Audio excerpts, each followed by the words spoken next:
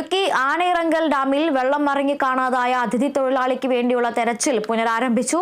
രാവിലെ മുതൽ ഇടുക്കിയിൽ നിന്നുള്ള ദുരന്ത നിവാരണ സേനയുടെ നേതൃത്വത്തിലാണ് തെരച്ചിൽ പുനരാരംഭിച്ചത്. ആനയിറങ്കൽ ജലാശയത്തിൽ വെള്ളം മറിഞ്ഞ് കാണാതായ അതിഥി തൊഴിലാളിയെ കണ്ടെത്താനുള്ള തെരച്ചിൽ പുനരാരംഭിച്ചു.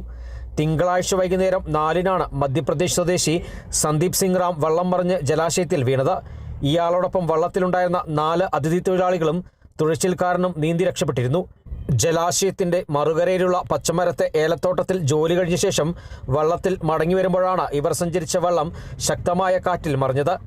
ഉടൻ തന്നെ നാട്ടുകാരും പിന്നീട് മൂന്നാറിൽ നിന്നുള്ള അഗ്നിരക്ഷാസേനയും തിരച്ചിൽ നടത്തിയെങ്കിലും സന്ദീപ് സിംഗ് റാമിനെ കണ്ടെത്താനായില്ല.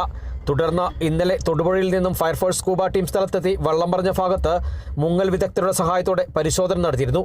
എന്നാൽ സന്ദീപ് സിംഗ് റാമിനെ കണ്ടെത്താൻ കഴിഞ്ഞില്ല. തുടർന്ന് ഇന്ന് രാവിലെ ദുരന്ത നിവാരണ സേനയുടെയും റവന്യൂ വകുപ്പിന്റെയും നേതൃത്വത്തിൽ തിരച്ചിൽ പുനരാരംഭിച്ചു. ജലാശയത്തിന്റെ ആഴവും പ്രതികൂല കാലാവസ്ഥയും വെല്ലുവിളി സൃഷ്ടിക്കുന്നതായി ചിന്നക്കനാൽ വില്ലേജ് ഓഫീസർ സന്തോഷ് കുമാർ പറഞ്ഞു.